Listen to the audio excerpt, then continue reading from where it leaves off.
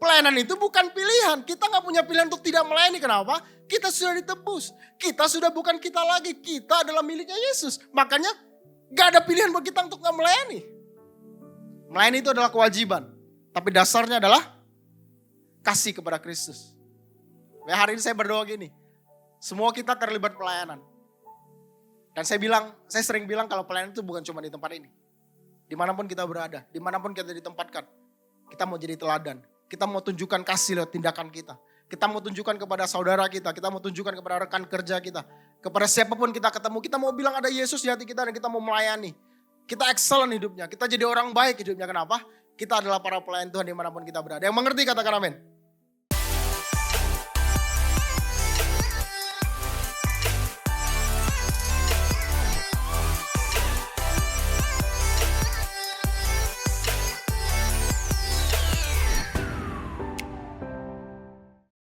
Shalom semua. Sekali shalom. Kayak masih hawa-hawa liburan kayaknya. Karena sampai Selasa kita liburan. Jadi saya bersyukur teman-teman masih hadir bersama-sama, kita beribadah bersama-sama. Oke, langsung saja. Tema kita pada sepanjang bulan Mei ini adalah pelayanan yang berdampak, gitu ya. Dan tema yang mau saya bagikan pada hari ini adalah Save to Serve. Ini adalah kelanjutan dari pengajaran saya pada saat Jumat Agung. Ada yang datang pas Jumat Agung? Yang gak datang pada saat Jumat Agung, yang gak datang. Datang semua berarti ya. Jadi teman-teman kalau yang gak datang boleh lihat mungkin rekamannya di YouTube kita, di Rumah Harmoni TV gitu ya. Saya bilang kemarin kalau kematian Yesus di kayu salib, salah satunya adalah dia mau kita gak hidup buat diri kita sendiri. Galatia menjelaskan kepada kita, Korintus menjelaskan juga kepada kita, ketika Yesus mati Tuhan tebus kehidupan kita, yang Tuhan mau adalah kita gak hidup buat diri kita sendiri lagi. Dulu kita egois, tapi sekarang kita mau hidup tidak hanya untuk diri sendiri, tapi buat orang lain juga. Jadi ketika kalau kita sadar hari ini, kita yang seharusnya mengalami maut, harusnya kita mengalami kematian. Ribuan tahun yang lalu harusnya kita udah gak ada hari ini, tanpa kematian dan kebangkitan Tuhan. Tapi kalau hari teman-teman masih duduk di tempat ini, percayalah itu karena kematian Yesus di kayu salib. Dan 3 hari kemudian dia bangkit kembali. Nah hari ini gini, kalau kita sadar itu semua, maka melayani itu menjadi hal yang natural terjadi dalam kehidupan kita. Ketika kita mengerti Yesus mati, tebus kehidupan kita, melayani menjadi sesuatu yang normal aja. Dan harus kita kerjakan. Kenapa? Karena Yesus sudah mati buat kita. Nah saya mau awali sharing saya pada pagi hari ini dengan sebuah pertanyaan, sebuah perenungan buat teman-teman yang udah melayani, volunteer di tempat ini. Boleh ya? Gak usah angkat tangan, cukup di dalam hati aja. Gitu ya, saya mau nanya gini. Siapa yang bangun pagi di hari Minggu, terus bilang gini, yes, hari Minggu saya mau melayani Tuhan lagi. Ada? Gak usah angkat tangan sekali lagi. Yang pagi-pagi hari Minggu bangun gitu ya. Hari Minggu nih, yes, saya bisa melayani Tuhan lagi. Saya mau berapi-api, saya mau on fire. Ada orangnya? Atau sebaliknya? Hari Minggu lagi. Saya harus bangun pagi lagi, saya harus melayani lagi. Saya harus siapin ini lagi, harusnya sih bisa bangun siang nih harusnya hari Minggu. Saya Senin sampai Sabtu udah kerja. Hari Minggu saya mesti, apalagi kalau pemusik kan datang jam 8. Gitu ya, pagi-pagi udah ada di tempat ini. Bangun paginya kayak gimana? Saya pengen tahu gitu ya. Apakah on fire senang karena bisa melayani raja di atas segala raja? Atau kita ngedumel dalam hati? Coba kita renungkan bersama-sama karena saya percaya gini. Kalau hari ini kita melayani dengan ngedumel, kita sebenarnya gak pengen pelayanan tapi kita terpaksa pelayanan. Kita mesti murnikan lagi hati kita, kan? Nah kita akan pelajari hari ini sepanjang 45 menit ke depan. Nah saya akan mulai dengan gini. Oke, saya akan mulai dengan 2 prinsip. Saya mau awali dengan pertanyaan gini.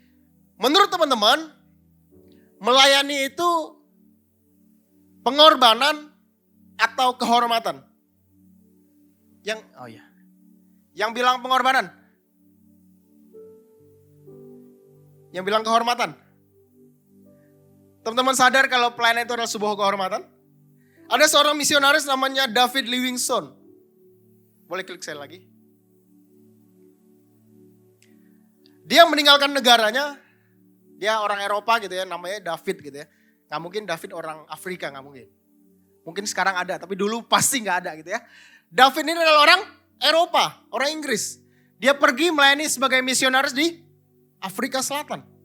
Dia meninggalkan kenyamanan, terima kasih. Dia meninggalkan semua kenyamanannya. Dia pergi bermisi di sebuah negara di Afrika Selatan. Dan suatu hari dia ditanya sama wartawan nanya gini. Dev gitu ya. Apa yang terjadi, apa yang boleh ceritakan bagaimana caranya sehingga seorang Dev ini bisa berkorban begitu banyak, masuk ke dalam pedalaman di Afrika, melayani banyak orang, kena penyakit beberapa kali dan lain sebagainya. Kenapa seorang Dev mau berkorban sedemikian rupa? Teman-teman tahu apa jawaban Dev? Pengorbanan yang saya lakukan, dia bilang gitu. Saya tidak pernah merasa berkorban buat Tuhan. Karena Tuhan terlebih dahulu berkorban buat kehidupan saya. Yang saya kerjakan hari ini bukan pengorbanan, tapi adalah sebuah kehormatan. Bagaimana dengan teman-teman? Saya percaya gini, bagaimana kita memandang soal pelayanan akan menentukan seberapa banyak kita melayani. Saya ulangi, saya percaya gini, bagaimana kita memandang soal pelayanan akan menentukan seberapa banyak kita melayani Tuhan. Kalau kita anggap pelayanan itu adalah sebuah pengorbanan, saya percaya gini, kita akan mulai hitung-hitungan sama Tuhan. Saya berkorban ini dapat apa ya? Saya udah melayani sedemikian rupa, saya dapat apa ya? Kalau ada yang gak menghargai kita berpikir gini, sia-sia saya udah berkorban banyak. Orang yang saya layani gak berubah juga. Orang yang saya layani begini-begini aja hidupnya, gak bertumbuh dan gak berbuah. Kita akan mulai bertanya-tanya, kita akan mulai hitung-hitungan sama Tuhan ketika kita berpikir pelayanan adalah pengorbanan. Saya mau bilang gini, Tuhan Yesus yang sudah terlebih dahulu berkorban buat kehidupan kita. Yang kita kerjakan hari ini adalah kehormatan. Privilege yang Tuhan berikan dalam kehidupan kita.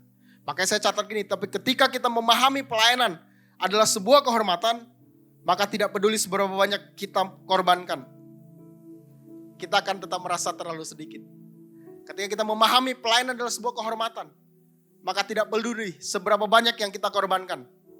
Kita tetap merasa terlalu sedikit.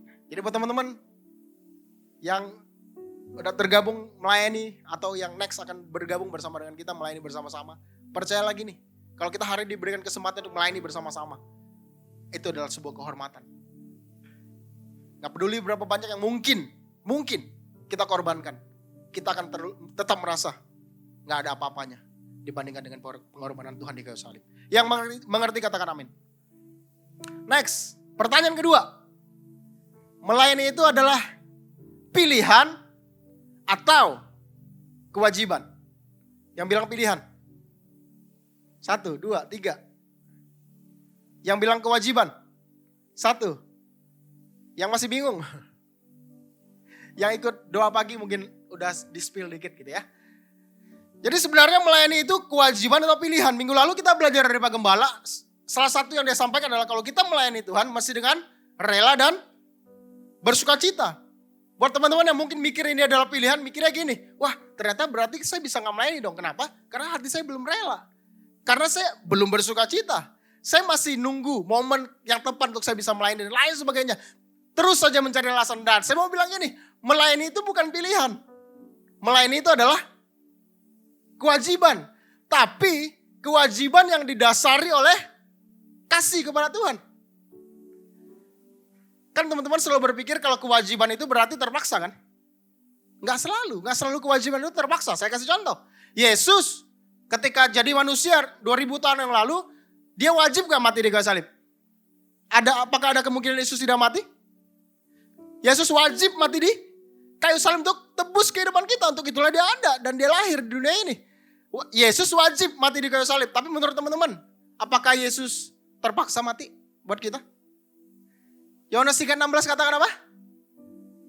Karena Yesus terpaksa mati buat kita. Bukan kayak gitu ayatnya kan? Dia bilang karena begitu besar kasih Allah kepada kita. Sehingga dia mau mati buat kita semua. Nah kewajiban yang Yesus lakukan pada saat dia jadi manusia. Tapi dasarnya adalah buat bapak-bapak di sini. Siapa yang udah menikah? Rata-rata udah lah ya. Tapi mungkin ada beberapa yang belum. Tapi saya mau nanya sama bapak-bapak yang udah menikah gitu ya. kita bekerja. Kita giat cari uang gitu ya, cari nafkah kayak gitu ya. Kita berharap kita bisa memberikan kehidupan yang paling layak buat istri kita, benar? Kita berharap kita bisa memberikan kehidupan yang layak buat anak-anak kita. Kita pengen sekolahkan yang terbaik. Kalau bisa di luar angkasa gitu ya. Kita pengen sekolahkan yang terbaik. Kita kalau masih kecil kita pengen kasih susu yang terbaik. Sesuai dengan kapasitas dan kemampuan kita tentunya. Tapi kita ingin memberikan yang terbaik. Kalau bisa kita pengen bawa istri kita shopping seminggu sekali gitu ya. Kita kalau bisa kita pengen kasih yang terbaik. Kalau bisa ke luar negeri setahun 2 kali gitu. Kita pengen gak Bapak Ibu? Bapak-Bapak pengen gak? Pengen kasih yang terbaik buat istri kita? Kita pengen memberikan semuanya kalau bisa. Kita bekerja sedemikian rupa, kita bekerja dengan giat. Biasanya bapak-bapak di sini karena anak dan istrinya. Apakah ada pilihan kita untuk tidak bekerja? Bapak-bapak bisa gak kerja, gak cari nafkah boleh? Tapi pasti suami-suami yang tidak berkualitas pasti. Tapi harusnya di Rumah Harmoni enggak dong, benar sih? Kita harusnya adalah orang-orang yang mau bekerja giat. Kenapa? Karena kita tahu ada orang di sebelah kita. Ada istri, ada anak kita. Bekerja adalah kewajiban. Tapi saya mau tanya sama bapak-bapak. Kita bekerja keras. Apakah karena terpaksa? Tapi karena kita cinta, kita sayang sama istri dan anak kita. Benar sih? Dasarnya bukan terpaksa. Dasarnya adalah sayang. Boleh istri-istri lulus suaminya thank you ya gitu. Agak berat kalau istri gantian, istri-istri. Saya percaya gini. Job desk istri itu paling banyak, setuju gak sih?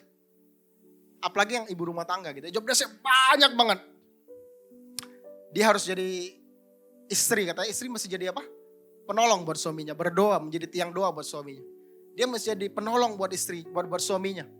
Dia mesti jadi guru. Dia mesti lesin. Kalau yang punya anak, dia mesti jadi guru buat anaknya. Jadi guru les buat anaknya. Istri mesti jadi apa lagi? Jadi pelayan yang baik buat suaminya.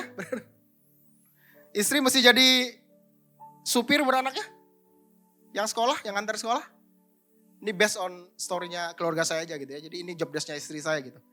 Mesti jadi ART, bersihin rumah karena di rumah saya nggak ada asisten rumah tangga. Jadi istri saya juga yang mesti beresin gitu ya. Mesti jadi chef, masakin anak dan istrinya, anak dan suaminya. Mesti jadi apa lagi? Kadang jadi barista. Ketika kita panggil, Beb, sayang, honey, bikinin kopi dong. Kadang jadi barista. Job desk-nya istri banyak banget, setuju ya? Tapi apakah mereka lakukan karena terpaksa? Apa karena mereka sayang sama kita? Boleh dong lu istrinya bilang thank you ya sayang.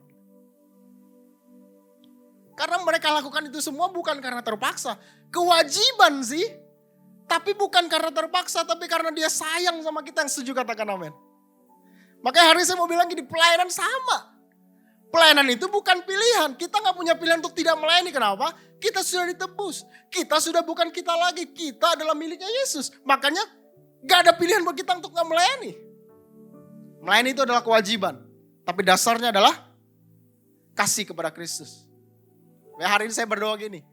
Semua kita terlibat pelayanan. Dan saya sering bilang kalau pelayanan itu bukan cuma di tempat ini. Dimanapun kita berada, dimanapun kita ditempatkan. Kita mau jadi teladan. Kita mau tunjukkan kasih lewat tindakan kita. Kita mau tunjukkan kepada saudara kita. Kita mau tunjukkan kepada rekan kerja kita. Kepada siapapun kita ketemu. Kita mau bilang ada Yesus di hati kita dan kita mau melayani. Kita excellent hidupnya. Kita jadi orang baik hidupnya. Kenapa? Kita adalah para pelayan Tuhan dimanapun kita berada. Yang mengerti katakan amin. Oke. Saya akan lanjut gitu ya. Nanya agak hati-hati nih. Siapa yang percaya kalau pelayanan itu adalah tadi apa? Kehormatan dan kewajiban. Sekarang teman-teman setuju dengan saya? Pertanyaan selanjutnya. Siapa yang mau melayani? Dulu lagi catat sama Kameka gitu ya. Seringkali kita tahu kita harus melayani. Tapi seringkali kita belum melakukannya, itu masalahnya. Nah hari ini saya mau bahas ada 3 alasan kenapa yang seharusnya kita wajib melayani. Melayani adalah sebuah kehormatan tapi kita belum mengerjakannya juga. Saya menemukan mungkin ada 5 alasan atau 8 alasan tapi saya mau bahas 3 aja pada hari ini. Apa aja alasan kenapa kita belum atau tidak mau melayani? Yang pertama adalah kesombongan, kedua kenyamanan, ketiga kekecewaan. Mungkin nanti ada ketakutan dan lain sebagainya. Ada kakak yang lainnya gitu ya. Tapi hari ini saya mau bahas 3 aja. yang bikin kita harusnya kita menyadari kalau melayani adalah sebuah kehormatan dan kewajiban, tapi belum kita kerjakan juga. Yang pertama, kesombongan. Kalau hari ini kita bisa melayani Tuhan, saya percaya karena kasih karunia. Karena seringkali Tuhan libatkan kita, tapi sebenarnya Tuhan tidak perlu kita. Percaya lagi nih, kan kita seringkali kita diajarkan atau kita mengertinya adalah, ayo kita libatkan Tuhan, kan gitu kan. Dalam semua aspek kehidupanmu, libatkan Tuhan. Terbalik, Tuhan yang libatkan kita dalam kerajaannya. Tuhan yang libatkan kita, yang harusnya Tuhan libatkan kita, sebenarnya Tuhan gak perlu kita. Kerajaan Allah tanpa kita tetap kerajaan Allah. Yesus dan pekerjaannya tanpa kita, percayalah Yesus akan mengerjakannya jauh lebih hebat daripada kita yang mengerjakannya, setuju? Kalau Yesus yang mengerjakannya, pasti gak begini hasilnya. Pasti jauh lebih baik. Semua aspek kehidupan kita, kalau Yesus yang mengerjakannya sendiri, pasti akan jauh lebih baik. Tapi hari ini Tuhan libatkan kita dalam karyanya, dalam pekerjaannya, dalam rumahnya mungkin. Percaya lagi ini sebenarnya dia tidak perlu kita. Nah orang sombong gak ngerti ini. Orang sombong gak ngerti kalau pelayanan adalah anugerah. Orang sombong gak mengerti kalau Tuhan libatkan kita, itu adalah kasih karunia. Orang sombong gak ngerti itu. Karena orang sombong cenderung mengandalkan dirinya sendiri. Saya agak struggle di sini. Saya ngaku aja sama Bapak Ibu gitu ya. Mungkin salah satu kelemahan saya adalah sombong gitu. Kenapa? Karena saya merasa saya bisa semuanya. Salah satu hal yang pada akhirnya struggle dan bermasalah dengan istri saya adalah masalah ini. Kenapa? Sampai hari ini nih. Jadi sembari saya berkhotbah saya juga bergumul gitu ya. Kenapa? Karena saya orangnya sombong. Sombong dalam artian apa? Seringkali saya ngambil keputusan, saya lakukan apapun. Saya bukan minta izin atau bukan ngobrol sama istri saya. Tapi saya kasih tahu. Ada bedanya? Udah deal dulu baru cerita, telat. Harusnya kan ngobrol dulu, cerita dulu. Saya mau ini boleh gak ya? Saya mau ini boleh gak? Itu jarang saya lakukan. Saya merasa saya bisa semuanya. Saya merasa urusan toko saya lebih pintar. Saya merasa kalau soal pelayanan saya lebih pintar. Saya merasa saya lebih hebat dalam semua aspek kehidupan.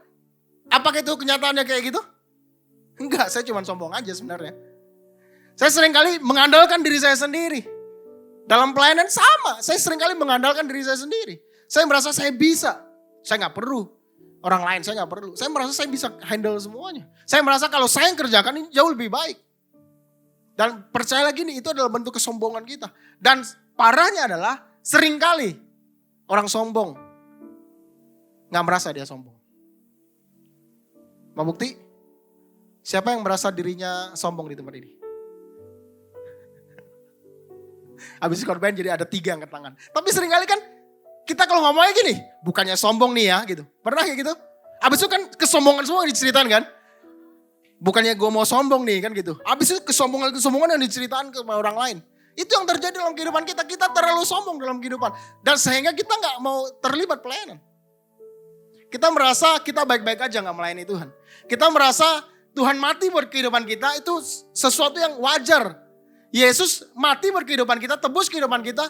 Kita gak anggap itu sebagai kasih karunia dan anugerah, enggak. Kita anggap itu sebagai sesuatu yang biasa aja terjadi dalam kehidupan kita. Sehingga kita merasa selalu benar. Ada yang merasa selalu benar? Siapapun yang salah dia gak mau tahu, yang penting dia pasti benar. Cenderung menyalahkan orang lain dan lain sebagainya. Ada begitu banyak ciri-ciri orang sombong yang saya berdoa gak ada di tempat ini. Cuma yang di depan aja gitu ya. Tapi saya berdoa kalau ada orangnya di sini, kita bertobat bersama-sama yang mengerti, katakan amin. Saya gak mau lama-lama di sini. Kenapa kita, ini ayatnya. Karena di dalam dialah telah diciptakan segala sesuatu yang ada di sorga dan ada di bumi, yang kelihatan dan yang tidak kelihatan, baik singgasana maupun kerajaan, baik pemerintah maupun penguasa. Segala sesuatu apa? Diciptakan oleh, apakah berhenti di situ? Segala sesuatu diciptakan oleh dan untuk Dia. Kenapa hari kita mau melayani Tuhan? Karena segala sesuatu yang ada pada kita yang terjadi dalam kehidupan kita. Terjadi karena diciptakan oleh Dia dan untuk kembali untuk Dia. Nah hari ini gini, sekali lagi buat orang-orang yang tidak merasa dia sombong pastinya. Kita bertobat bersama-sama, amin. Kita percaya kita gak bisa mengandalkan diri kita sendiri, kita harus mengandalkan Tuhan. Maka firman Tuhan katakan terkutuklah orang mengandalkan manusia. Kita harus hari ini mulai mengandalkan Tuhan dalam kehidupan kita. Jangan selalu merasa benar. Karena orang yang merasa biasanya gak terjadi. Merasa ganteng biasanya? Biasanya kurang ganteng gitu ya. Oke, next. Yang kedua tadi apa? Kenyamanan. Ini yang paling parah dan paling banyak terjadi. Percaya lagi nih, Tuhan tebus kehidupan kita bukan supaya kita menjadi pengangguran rohani, enggak. Tuhan tebus kehidupan kita supaya kita bekerja menghasilkan buah. Filipi 1:22 katakan, tetapi jika aku harus hidup di dunia ini, itu berarti bagiku bekerja memberi buah. Jadi mana yang harus kupilih aku tidak tahu. Hari ini gini, Tuhan tebus kehidupan kita sekali lagi bukan supaya kita menjadi pengangguran rohani, enggak. Tuhan mau kita berbuah. Pertanyaannya, Bapak Ibu teman-teman semua di tempat ini udah berbuah belum? Buah apa yang mau dihasilkan? 2 aja, jangan banyak-banyak. Buah roh. Teman-teman selama ditebus sama Tuhan, percaya sama Tuhan, memutuskan menjadi muridnya Tuhan. Ada buah roh yang dihasilkan? Atau yang dari dulu egois sampai sekarang tetap egois. Yang dari dulu pelit sampai sekarang masih pelit. Bagaimana dengan kita? Kita susah mengasihi orang lain. Kita gak mengerti bagaimana cara mengampuni orang lain. Ada buah roh yang kita hasilkan selama kita menjadi orang percaya? Coba kita koreksi diri kita sendiri. Bisakah kita mengendalikan diri? Bisakah kita sabar?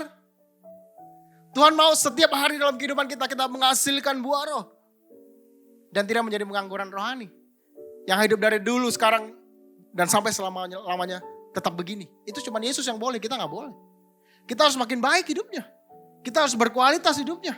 Karakter kita masih berubah hidupnya. Kenapa? Karena itu yang mau Tuhan hasilkan dalam kehidupan kita. Buah apa lagi? Buah jiwa-jiwa. Siapa yang jadi orang Kristen di atas 5 tahun? Di atas 10 tahun? Udah lama, berarti kita veteran semua gitu ya. Pertanyaannya, udah berapa jiwa dimenangkan untuk Tuhan? Ada yang udah pernah menangkan jiwa buat Tuhan? Kita injili, mungkin saudara kita, mungkin bokap nyokap kita, teman kerja kita, terus pada akhirnya mereka memutuskan. Nah hari ini gini, teman-teman udah jadi orang percaya berapa lama? 2, 3, 5, 10, 20 tahun kita percaya Tuhan. Pernah gak bawa jiwa buat Tuhan? Atau kita terlalu nyaman duduk, gak ngapa-ngapain. Kita gak pernah bekerja dalam tanda kutip menghasilkan buah berkerajaan Allah. Kita terlalu nyaman duduk menjadi orang Kristen yang gini-gini aja dan tidak lakukan apapun. Saya berdoa gini, 2025 masih ada 8 bulan lagi, 7 bulan lagi. Saya berdoa gini, sisa 7 bulan ini, yuk minimal kita bawa 1 orang yuk. Gak selalu harus dia datang ke gereja ini, gak perlu. Ya kalau bisa ya lumayan. Tapi kalau enggak, dimanapun nanti pada akhirnya dia berada memutus untuk beribadah. Gak apa-apa, yang penting mau gak kita invest waktu buat mereka. Mau gak kita mulai buka mata kita, ada papa kita nih yang belum percaya Tuhan. Mau gak kita buka mata kita dan lihat oh, ada saudara kita nih yang belum percaya Tuhan. Mau gak kita buka mata dan lihat oh, ada rekan kerja kita yang belum percaya Tuhan. Mau gak kita sharing nilai kepada dia. Mungkin gak semua orang jago ngomong. Tapi percayalah, jadi teladan itu perlu. Dimanapun kita berada. Di keluarga kita mesti jadi teladan. Karena jangan-jangan orang tua kita gak mau bertobat, gak bertobat gara-gara kelakuan kita. Benar gak sih? Jangan-jangan orang tua kita dalam tanda kutip enek lihat kelakuan kita. Jam 8 pagi-pagi udah di gereja sih. Udah mau melayani Tuhan. Tapi di rumah malas-malasan ada? Jangan harap orang tua kita mau percaya sama Tuhan. Kalau apa yang kita kerjakan di gereja ini, pelayanan yang kita kerjakan di gereja ini berbanding terbalik dengan apa yang kita kerjakan di rumah. Kita di rumah cuman numpang tidur doang, ada? Plus numpang makan. Jangan harap orang tua kita mau percaya Tuhan, orang-orang di atas nih yang teens. Kita jangan harap orang tua kita mau percaya sama Tuhan, kalau yang kita kerjakan bukan jadi teladan tapi jadi batu sandungan. Ya saya berharap gini, 2025, sekali lagi sisa 7 bulan ini. Yuk kita bekerja memberi buah berkerajaan Allah. Kita mulai lihat sekeliling kita. Kita mulai lihat circle kita. Siapa yang bisa kita bawa untuk Tuhan. Dan untuk kemuliaan Tuhan. Yang mau katakan amin. Tapi yang terjadi hari ini adalah kita terlalu nyaman dengan keadaan kita. Makanya saya sering bilang gini. Hari ini ada begitu banyak pengunjung. Di gereja berbondong-bondong datang mengunjungi sebuah gereja. Tapi tidak melakukan ibadah yang sejati. Apa itu ibadah yang sejati? Roma 12 ayat 1 katakan, karena itu saudara-saudara demi kemurahan Allah, aku menasihatkan kamu supaya kamu mempersembahkan tubuhmu sebagai persembahan yang hidup, yang kudus, dan yang berkenan kepada Allah, itu adalah ibadahmu yang kita beribadah, harap dapat sesuatu, kalau firman Tuhan kata, atau kita mempersembahkan sesuatu. Seringkali kalau kita datang ibadah, saya dapat apa kan gitu kan. Wah hari ini WL-nya kurang bagus, wah hari ini yang khotbah kurang bagus. Dan lain sebagainya, kita berharap sesuatu yang kita mendapatkan sesuatu terus. Tapi hari ini gini, ibadah yang sejati berbicara soal kita mempersembahkan sesuatu buat Tuhan. Kita datang beribadah, disebut ibadah yang sejati atau tidak tergantung motivasi kita. Kita datang mempersembahkan sesuatu atau cuma ngambil sesuatu daripada Tuhan. Nah hari ini saya berdoa buat kita. Kita adalah orang-orang yang mengerti. Kalau ibadah kita harusnya bukan ibadah yang biasa-biasa. Tapi ibadah yang mengandung korban. Karena kita mempersembahkan, bahkan firman Tuhan katakan, mempersembahkan tubuh kita. Yang hidup, yang kudus dan yang berkenan kepada Tuhan. Sehingga kita mau jaga kehidupan kita, kenapa? Karena mau kita persembahkan buat Tuhan. Kita mau jaga perkataan kita, kenapa? Karena mau kita persembahkan buat Tuhan. Kita mau jaga pikiran kita. Karena kita percaya itu mau kita persembahkan buat Tuhan. Untuk hormat kemuliaan bagi nama Tuhan. Makanya salah satu senjata yang iblis pakai. Sekarang iblis udah gak pakai masalah lagi. Karena seringkali banyak orang percaya gak tumbang gara-gara masalah. Tapi banyak orang yang tumbang gara-gara kenyamanan. Makanya salah satu yang iblis tawarkan adalah kemudahan. Kita bikin, iblis bikin. Kehidupan kita lancar jaya. Iblis bikin karir kita bagus, hidup kita lancar, hubungan kita aman. Sehingga kita merasa kita gak butuh Tuhan. Doa jadi ritual, ibadah jadi formalitas. Dia akan bikin hidup kita senyaman mungkin. Sehingga kita merasa kita gak perlu Tuhan. Kita masih duduk di gereja sih. Tapi kita udah gak butuh Tuhan lagi sebenarnya. Kita merasa kita bisa lakukan itu semua sendiri. Tuhan tawarkan kemudahan, iblis tawarkan kemudahan dalam kehidupan kita. Sehingga kita pelan-pelan kita makin hari makin jauh sama Tuhan. Tuhan tawarkan kenikmatan. Nanti ajalah serius sama Tuhan. Nikmatin hidup dulu. Gak perlulah Tuhan-Tuhanan. Nikmatin hidup dulu. Ada yang kayak gitu? Iblis tawarkan kewajaran. Merasa baik-baik aja walaupun gak bertumbuh. Wajar aja gak bertumbuh. Wajar aja gak baca Alkitab. Wajar aja kalau gak pelayanan. Wajar aja kalau kita gak punya waktu saat teduh sama Tuhan. Wajar aja gak apa-apa. Itu yang iblis mulai tawarkan dan nembuskan dalam kehidupan kita. Gak apa-apa kok sehari gak baca Alkitab. Gak apa-apa. Gak apa-apa kok kalau gak berdoa. Gak apa-apa. Wajar aja. Semua orang juga melakukan hal yang sama kok. Cuman pendeta yang harus merenungkan firman Tuhan kan kayak gitu kan. Tapi iblis coba tawarkan. Iblis coba hembuskan ke dalam kehidupan kita. Kalau wajar kita hidup begini-begini aja. Padahal Tuhan mengkehendaki hidup kita berubah. Dan menjadi semakin serupa dengan dia. Tapi gak apa-apa kalau hari ini kita begini-begini gak apa-apa. Lama-lama kita menjauh sama Tuhan. Yang terakhir, Tuhan tawarkan, iblis tawarkan, ini agak serem nih. Iblis tawarkan gereja buat kita. Gereja yang seperti apa? Gereja yang kompromi. Percaya atau enggak, iblis gak takut ketika kita ke gereja. Iblis gak pernah takut ketika teman-teman memutuskan jadi orang Kristen. Di KTP kita, dia gak takut. Iblis mulai ketar-ketir ketika kita memutuskan untuk menjadi muridnya Yesus.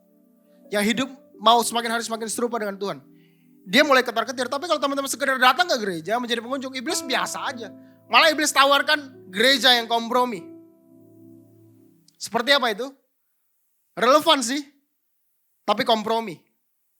Mengatasnamakan Tuhan, tapi untuk memuaskan keinginan daging. Kalau khotbah gak perlu singgung dosa, gak perlu. Gak perlu singgung sangkal diri, pikul salib, gak perlu. Khotbahkan aja tentang kesuksesan. Menemukan versi terbaik. Berkat-berkat jasmani. Intinya adalah bikin mereka senyaman mungkin duduk di tempat ini. Makanya saya bilang gini. Gereja, renungkan ini bersama-sama. Berlomba menawarkan kenyamanan. Memberikan pelayanan kalau bisa bintang berapa? Pada jemaat. Tapi tujuan utamanya adalah supaya minggu depan gereja menawarkan fasilitas buat kita semua, boleh? Kita pengen berusaha punya WL pemusik yang luar biasa, boleh? Boleh, gak salah. Tapi tujuan utamanya bukan supaya kita datang lagi minggu depan. Kita tawarkan ini semua, fasilitas kalau bisa sebaik mungkin, tujuannya adalah supaya kita dimuridkan. Punya tempat yang nyaman untuk kita bisa dimuridkan bersama-sama, harusnya itu. Tapi yang terjadi hari ini apa?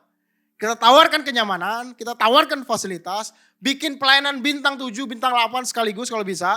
Tapi tujuan utamanya supaya apa? Supaya minggu depan teman-teman Bapak Ibu semua udah duduk lagi di tempat ini. Itu yang coba iblis tawarkan, gereja yang kompromi. Gak perlu bayar harga kalau ikut Tuhan, gak perlu. Cukup nikmatin aja. Kalau ke gereja gak perlu susah-susah, gak perlu. Datang duduk nikmatin, pulang udah gak dapat apa-apa. Sehingga tanpa kita sadari kita makin hari makin mundur di hadapan Tuhan. Kita bukannya makin hari makin serupa dengan Tuhan, kita malah semakin hari semakin serupa dengan dunia ini. Kenapa? Karena ada gereja-gereja yang berkompromi. Sekali lagi saya berdoa gereja tempat kita beribadah gak kayak gitu. Tapi kalau kayak gitu kita mau evaluasi dan kita bertobat bersama-sama. Karena saya percaya ini bukan gereja kita atau semua gereja tempat ini pasti ada kelemahannya. Pasti ada kurangnya. Dan kita mau benahi bersama-sama. Oke, yang ketiga, yang terakhir. 15 menit terakhir. Tadi yang pertama tadi apa? Kesombongan. Kenyamanan. Yang terakhir apa? Siapa yang setuju kalau manusia itu gampang dengan kecewa? Setuju ya? Suatu kali saya jemput anak saya yang gede, umur 7 tahun, sekolah gitu ya. Biasanya kalau si Kimi ini kalau saya jemput, termasuk Ezi juga, kalau saya jemput sekolah, biasanya mereka seneng banget. Kenapa? Karena dedinya yang jemput gitu ya. Kalau mami yang jemput kan udah biasa. Tapi kalau biasa hari Jumat dan lain sebagainya, saya jemput anak saya, biasanya mereka seneng banget. Nah hari itu ketika saya jemput si Kimi, lagi masih ada guru gitu ya, masih ada teman-temannya kan lagi berbaris kan kalau ini. Keluarnya kan satu-satu. Dia lihat saya dari jauh, teman-teman tahu dia bilang apa? Ah kok Dedi sih yang jemput? Gitu ngomongnya. Sakit gak? Sakit loh digituin lagi rame loh. Saya kecewa tapi dalam hati. Gak mungkin saya langsung omelin di situ dong, gak mungkin. Tapi di motor, bukan di omelin. Saya jemput dia pakai motor gitu ya.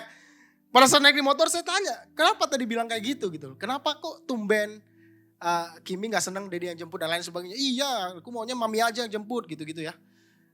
Sepanjang perjalanan teman-teman tahu 25 menit, 20 sampai 25 menit di motor itu kita diem-dieman. Bayangin sama anak umur 7 tahun, kita diem-dieman. Saya kecewa sama dia.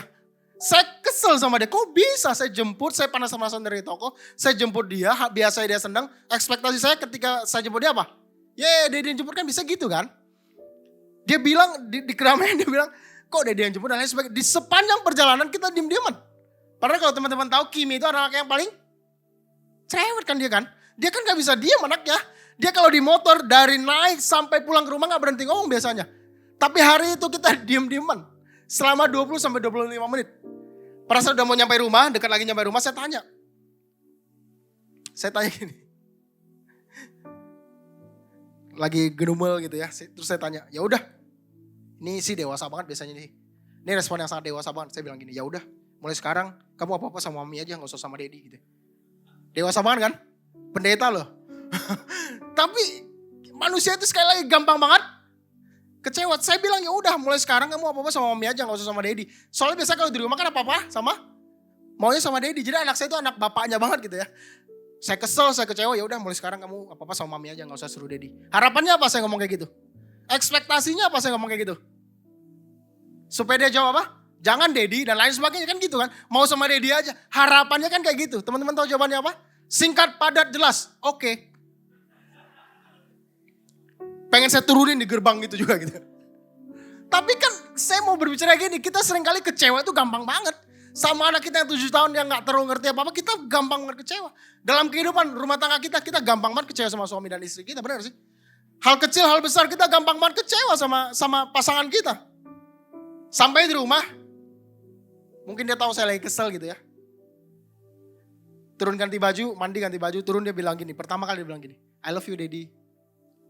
Respon saya kan orang dewasa dong. Tahu apa yang saya lakukan? Saya diemin. Dia buka TV, terus dia bilang lagi, Daddy I love you. Terus saya ngapain? Saya diemin lagi. Karena masih dongkol gitu ya. Sampai 3 kali, keempat kali saya mau bilang I love you too. Kita peluk. Dia gak ngerti sih, tapi saya ngerti. Gampang banget manusia itu kecewa. Manusia itu gampang banget kecewa ketika realita. Ketika ekspektasi tidak sesuai dengan realita. Hal kecil, hal besar kita bisa gampang kecewa. Nah hari gini, Saya mau bilang gini, ada begitu banyak hubungan yang rusak. Bahkan ada begitu banyak hubungan yang hancur. Karena kita gak bisa mengelola kekecewaan dengan respon yang benar. Nah hari ini gini. Ada begitu banyak orang yang berhenti melayani. Udah tidak mau pelayanan lagi. Salah satunya karena pernah kecewa. Saya mau coba bahas sebelum saya selesai. Teman-teman pernah kecewa sama Tuhan? Gambar di sebelah itu gambar siapa kalau teman-teman bisa tebak? Gambar siapa nih? Yohanes Pembaptis. Teman-teman tahu kalau Yohanes Pembaptis itu adalah orang luar biasa. Masih dalam kandungan aja dia udah tahu destininya apa, setuju ya? Papa mamanya udah tahu anaknya nanti ketika besar jadi apa, udah tahu dari kandungan, udah tahu. Kenapa? Karena udah dikasih tahu sama Tuhan. Apa tugasnya nanti? Menyiapkan jalan buat sang Mesias, buat sang juru selamat. Dia udah tahu kehidupannya nanti ketika dia besar, dia adalah seorang nabi yang akan menyiapkan jalan buat raja di atas segala raja. Dia udah tahu destininya. Dia udah tahu panggilannya. Seberapa banyak kita udah tahu panggilan kita? Nggak banyak yang tahu kan, walaupun umur kita udah lumayan banyak. Tapi Yohanes dari dalam kandungan dari kecil dia udah tahu panggilannya. Dia adalah seorang penyiap jalan buat sang Mesias. Dia udah tahu. Nah ketika dia gede, dia besar, dia membaptis banyak orang. Yesus datang untuk dibaptis. Matius 3, 16, ayat 17 katakan sesudah dibaptis apa? Yesus segera keluar dari air. Dan pada waktu itu juga langit terbuka dan ia melihat roh Allah seperti burung merpati turun ke atasnya. Lalu terdengar suara dari surga yang mengatakan apa? Inilah anakku yang kukasihi, kepadanya lah. Yohanes sudah tahu destininya adalah seorang pembuka jalan. Dia tahu dia adalah pelayan Tuhan. Dia udah tahu. Bukan cuma itu. Ketika dia baptis Yesus, yang terjadi adalah dia mendengar suara audible. Inilah anakku yang kukasihi. Ini kan udah confirm kan? Harusnya Yohanes sudah gak mungkin ragu lagi dong sama Tuhan. Benar sih? Gimana dia bisa ragu? Dia udah dikasih tahu dari awal. Dia udah dengar suara langsung. Siapa yang pernah dengar suara langsung dari surga? Bertobatlah sebab kerajaan Allah sudah dekat. Pernah dengar itu? Kita kan gak pernah dengar suara langsung audible dari sorga kan. Kita cuma baca firman Tuhan lalu kita percaya. Jarang banget, mungkin ada beberapa pengalaman yang demikian. Tapi jarang banget. Yohanes dapatkan itu. Dia dengar dari sorga kalau Yesus adalah anak yang dikasih. Dia adalah raja di atas segala raja, udah dikasih tahu. Tapi yang terjadi adalah di Lukas ketika Yohanes mendapat kabar tentang segala peristiwa itu dari murid-muridnya. Dia memanggil 2 orang dari antaranya dan menyuruh mereka bertanya kepada Tuhan. Apa dia tanya? Engkaukah yang akan datang itu atau haruskah kami menantikan seorang yang lain? Dari firman Tuhan yang kita baca kita tahu bahwa Yohanes Pembaptis ngapain? Mulai meragukan Tuhannya. Benar gak sih? Benar gak sih ini Yesus? Benar gak sih ini Mesias? Harusnya Mesias gak kayak gini dong. Harusnya dia punya ekspektasi berlebihan. Harusnya Mesias yang saya tahu harusnya gak begini. Harusnya Tuhan yang saya sembah harusnya gak begini. Di dalam penjara dia tanya kepada murid-muridnya. Ini benar gak sih Yesus? Ini benar gak sih Mesias? Padahal apa? Dia udah dapatkan konfirmasi. Dia udah dapatkan bahkan dari dia dalam kandungan. Dia udah dapat konfirmasi itu. Tapi dia ragu dan dia kecewa sama Tuhan. Teman-teman tahu apa jawaban Tuhan? Di ayat 22 dikatakan, dan Yesus menjawab mereka. Pergilah dan katakanlah kepada siapa? Apa yang kamu lihat dan apa yang kamu dengar. Orang buta melihat, orang lumpuh berjalan, orang kusta menjadi tahir, orang tuli mendengar, orang mati dibangkitkan dan kepada orang miskin diberitakan kabar baik. Dan, baca bersama-sama, dan berbahagialah orang yang tidak menjadi kecewa dan menolak aku. Kenapa Yesus bilang berbahagialah orang yang tidak menjadi kecewa dan menolak aku? Karena dia tahu pada saat itu Yohanes lagi kecewa dan mau menolak Yesus. Nah hari ini gini, saya gak tahu apa alasan kita gak melayani. Karena saya gak hanya berbicara buat teman-teman, tapi mungkin ada suatu hari nanti ada yang dengar khotbah ini di YouTube gitu ya. Saya gak tahu apa alasan kalian tidak melayani, saya gak tahu. Tapi kalau karena kekecewaan, percaya lagi nih semua orang bisa kecewa. Bahkan Yohanes bisa kecewa sama Tuhan. Tapi hari ini mau gak kita bereskan? Karena firman Tuhan katakan ketika kita mulai kecewa sama Tuhan, yang terjadi selanjutnya adalah kita akan menolak Yesus. Mungkin kita masih duduk di sini. Mungkin kita belum pindah. Mungkin kita belum login gitu ya. Kalau kata kerennya hari ini. Mungkin kita belum. Kita masih jadi orang Kristen. Tapi kita menjadi orang Kristen yang biasa-biasa aja. Kita gak bertumbuh dan harusnya gak kayak gitu. Kalau hari kita kecewa sama Tuhan. Yuk kita mau bereskan pada pagi hari ini. Ngaku sama Tuhan. Percaya tidak ada yang tersembunyi. Tapi teman-teman perlu mendoakannya. Teman-teman perlu mengeluarkannya, perlu menggumulinya bersama-sama. Sehingga kalau ada kekecewaan-kekecewaan yang terjadi, mungkin kita kecewa sama Tuhan karena kita kehilangan mungkin. Kita kecewa sama Tuhan, kita sakit gak sembuh-sembuh mungkin. Saya gak tahu kita kecewa sama Tuhan karena apa. Tapi saya berdoa gini, kita tidak menjadi kecewa dan menolak Tuhan. Siapa yang pernah kecewa sama manusia? Ini pasti semua pernah. Siapa yang pernah mengecewakan? Pernah juga ya. Jadi fair gitu ya. Kita pernah dikecewakan, kita pernah. Tapi seringkali dalam kehidupan ini kita kecewa sama manusia. Yusuf mengalaminya. Yusuf dikecewakan dan dijual oleh saudara-saudaranya. Teman-teman pernah kecewa sama saudara kita? Sama koko kita, sama cici kita pernah kecewa? Kita mungkin belum dijual. Tapi seringkali kita kecewa sama mereka. Kita mengalami kekecewaan yang luar biasa sehingga kita udah jauh-jauhan sama mereka. Kita udah gak pernah kontek-kontekan sama mereka. Kalau bisa lu gua kan gitu. Udah gak dekat lagi sama saudara kita, sama enci koko kita. Kalau itu yang terjadi, nanti kita akan belajar dari Yusuf. Yusuf dikecewakan dan difitnah oleh orang. Di tempat kerjanya dia difitnah. Sama siapa? Tante siapa? Tante Potifar. Dia difitnah mau nidurin dia, padahal yang terjadi kan sebaliknya. Teman-teman pernah difitnah sama teman kerja? Pernah orang katanya cari muka mulu, ada? Jilat sana jilat sini padahal asen gitu ya. Untuk bisa promosi dan lain sebagainya, kita mengalami, mungkin kita pernah difitnah, kita pernah dikecewakan sama teman kerja kita. Nah hari ini percaya lagi nih, jangan sampai itu menjadi penghalang untuk kita semakin hari semakin serupa dengan Tuhan. Jangan sampai itu menjadi penghalang untuk kita mulai melayani. Yusuf dikecewakan, dilupakan oleh teman seperjuangannya. Sama siapa tuh? 2 orang itu. Juru minum dan juru roti. Harusnya kan Yusuf diingat ketika mereka berdua keluar dari penjara. Tapi yang terjadi apa? Yusuf dilupakan. Teman-teman pernah punya pasangan mungkin atau sahabat teman mungkin yang mengecewakan kita pernah? Yang lupa sama kita ketika udah sukses pernah? Terus datang lagi ketika udah yang paling banyak sih biasa kalau anak muda punya pacar, hilang gitu ya. Pacarnya putus nyari kita, di sini gak ada. Tapi kan itu yang terjadi. Seringkali kita dilupakan, kita dikecewakan sama mereka. Harusnya mereka ingat kita, seharusnya kita jadi teman seperjuangan. Kita sama-sama susah mungkin. Kita pernah rintis bersama-sama, tapi ketika mereka sukses kita ditinggalkan. Mungkin kita punya sahabat yang ninggalin kita. Mungkin kita punya teman yang tikam kita dari belakang. Saya gak tahu itu ada apa enggak. Tapi kalau hari ini ada, kita kecewa sama mereka. Lalu itu menjadi penghalang kita untuk melayani Tuhan. Hari ini mau gak kita bereskan? Apa yang Yusuf lakukan? Memang kamu telah mereka-rekakan yang jahat terhadap aku. Tapi Allah telah mereka-rekakannya untuk kebaikan. Dengan maksud melakukan seperti yang terjadi sekarang ini, yakni memelihara hidup suatu bangsa yang besar. Percaya lagi nih, semua kekecewaan yang mungkin kita hadapi dan masih kita hadapi sampai hari ini. Percaya lagi nih, Tuhan lagi mereka-rekakan untuk kebaikan dalam kehidupan kita. Mungkin kita pernah kecewa sama Tuhan. Mungkin kita pernah kecewa sama gereja Tuhan. Mungkin kita pernah kecewa sama hamba-hamba Tuhan. Mungkin kita pernah kecewa sama orang-orang yang mengaku percaya sama Tuhan. Kita bilang dia munafik dan lain sebagainya. Sehingga kita memutuskan untuk gak mau gereja-gerejaan.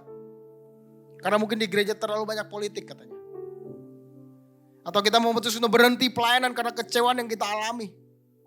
Tapi saya mau bilang gini, apapun yang terjadi.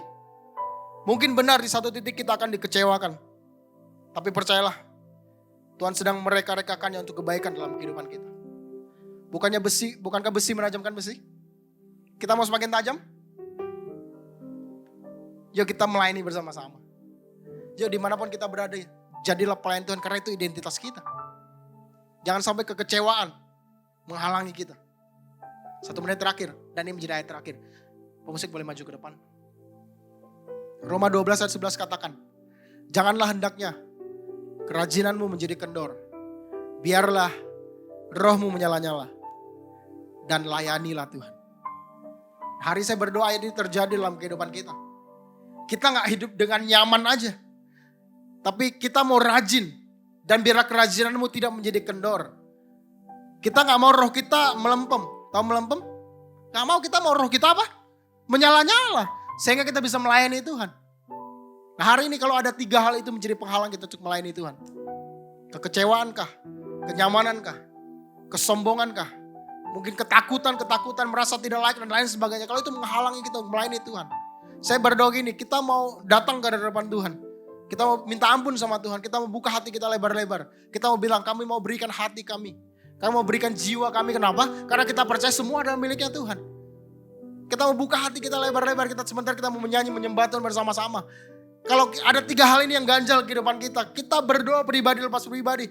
Kita mau bereskan hari ini juga. Jangan sampai sekali lagi kesombongan, kenyamanan, dan kekecewaan menghalangi kita untuk menjadi berkat dimanapun kita berada. Membuat kehidupan kita menjadi biasa-biasa aja. Sehingga roh kita tidak menyala-nyala dan kita tidak melayani Tuhan. Yang mau katakan amin. Pas 0000. Terima kasih Tuhan Yesus memberkati.